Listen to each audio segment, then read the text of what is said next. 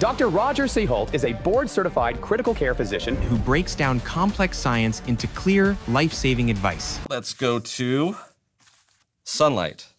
This is something that I've really become more and more involved with because of some of the benefits that this can do. A very big misconception that people have is that sunlight equals vitamin D.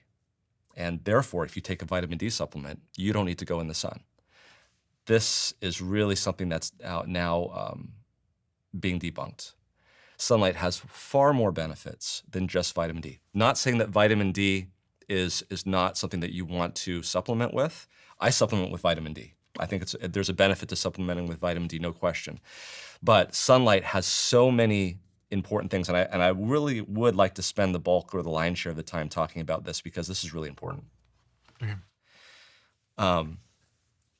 This is amazing, and it really made me think about sunlight. So this is a story by a lady by the name of Amy Honmeyer. Her 15-year-old boy was diagnosed with lymphoblastic leukemia, went into the hospital, actually started chemotherapy for it. Which is blood cancer. It's a blood cancer, yeah. And so the treatment for blood cancer is chemotherapy, which he started. The side effect of chemotherapy is suppressing the immune system. And unfortunately, he didn't realize it, but he didn't realize it immediately, but he developed a fungus flesh-eating infection in his lung and went into the hospital in June of 2024.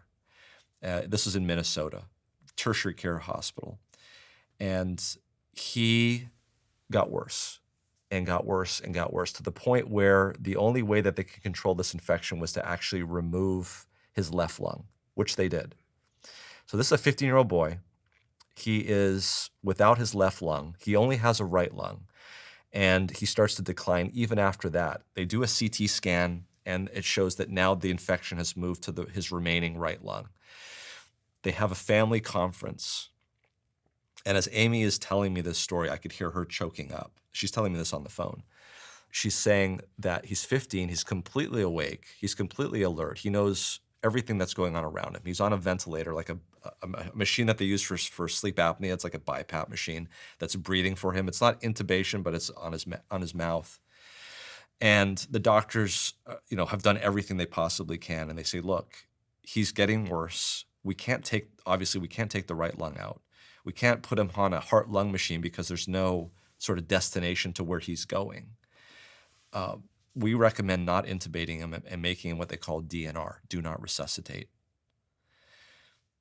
So they're like, wow, they were not expecting this coming. So they have a big conference. They call in help to, like, how do you explain to a 15-year-old boy that you're dying?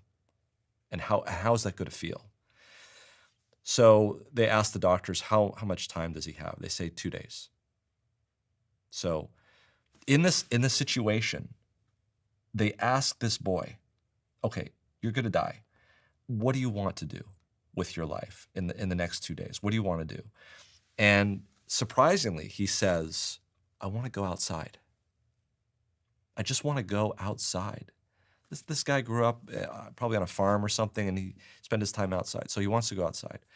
So you know how, I don't know if you know this, but like if you're a nurse or you're a doctor and you've done everything you can and you're just completely horrified at the fact that this 15-year-old is going to die, and he has one request, you're going to move heaven and earth to fulfill that one request.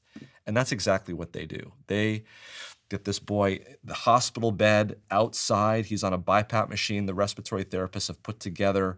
So this guy is outside. And they're not putting him outside to get better. This is his dying wish. They also use this thing called a Firefly. It's like a light device that they were using. I'll be honest, I don't know which did it. The Firefly, what's that? It's a light device that gives off light at different wavelengths. And they would use that for about 3 times a day for 5 minutes. This guy does not die. After the first day, his white count starts to come down. That's like a measure of the infection that's going on in the lung. And by the way, they do a CT scan of his lung before this all starts, and it's just the remaining lung on the right is just filled with infection. It's horrible. By the second day, the white count comes down even more. And by the way, they haven't changed any of the other treatment. By this point, he's been in for 6 weeks. He has not seen the light of day. And he's still getting the powerful antifungal medication, amphotericin B and posaconazole. All of these things are really high-powered drugs that just completely fight fungus, but it's not working. He's getting worse. But now he's out for the second day. The white count's coming down, which is good. It's a good sign. His oxygen requirement is coming down. That's a good sign. He's requiring less and less oxygen. By the time he gets to day 5, okay, we're already past 2 days.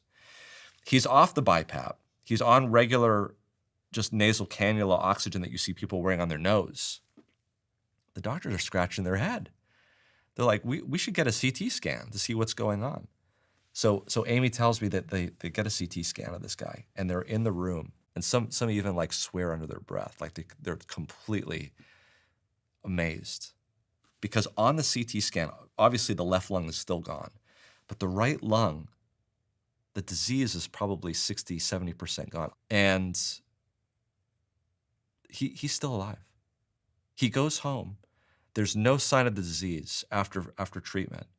And she just communicated with me to tell me that he just got his Make-A-Wish thing for his cancer. He's continuing treatment, and she just can't believe that he was literally 2 days away from dying.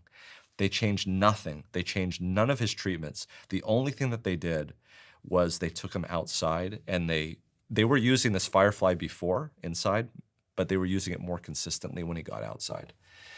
Maybe hospitals should be outside. This is exactly what, okay, so if you wanted to know what my drive was, what it is, my purpose that I'm doing right now, I'm working at 3 different hospitals. And I'm trying to work in each of those 3 different hospitals to try to get patients outside. The biggest barrier that we have is staff taking those patients outside. That's the thing that's the hardest. But this is what we used to do, Stephen. This is what we used to. When we built hospitals at the turn of the century, we had hospital rooms where beds could be taken out onto the veranda and people could get sunlight. I would love to see a time where we could go back to that type of effect. There's studies that have been done. People in a 2-bed room, if you're the bed closer to the window, you get discharged from the hospital faster, on average. Really? Yes. I need to swap sides of the bed with my girlfriend. She's on the sunny side. There's so much evidence for this. People who are in hospitals that have bigger windows, they give better surveys.